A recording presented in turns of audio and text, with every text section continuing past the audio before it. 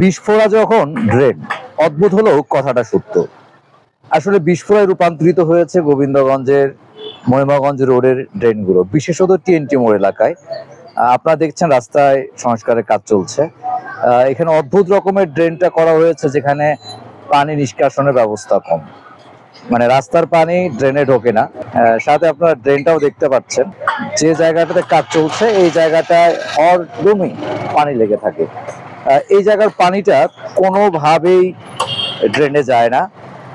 এই অবস্থা পৌরসভা এলাকা থেকে শুরু করে মহিমাগঞ্জ রোড পর্যন্ত প্রতিটা জায়গায় এমন অপরিকল্পিতভাবে রাস্তার পাশে ড্রেন নির্মাণ করা হয়েছে যে রাস্তার পানি ড্রেনে ঢোকানোর প্রবেশ মুখগুলো সংকুচিত, এতটাই সংকুচিত যে এই জায়গাটাতে যারা এই রাস্তার ভুক্তভোগী তারা জানেন কিভাবে এখানে পানির জট লাগে।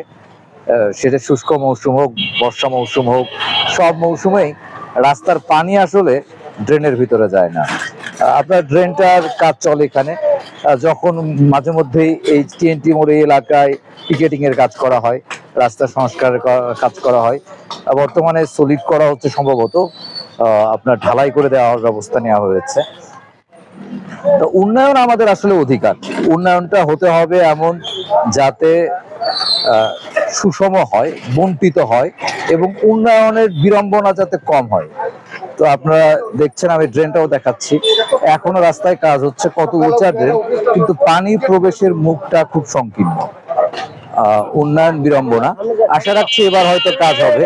গোবিন্দগঞ্জে উন্নয়ন হোক, সুষ্ঠু উন্নয়ন হোক, পরিকল্পিত উন্নয়ন হোক, যে উন্নয়ন বিড়ম্বনা সৃষ্টি করবে না এমন উন্নয়ন হোক, এমন উন্নয়ন প্রত্যাশা করছি। এই টিএনটি মোড়ের বিশেষ করে আমি এই জায়গাটা, এখন যে জায়গাটা দেখাচ্ছি আপনাদের, এই জায়গাটায় পানি লেগেই থাকে, মানে ড্রেনেজ ব্যবস্থার সাথে এই রাস্তার পানি নিষ্কাশনের একটা বিরাট সমস্যা।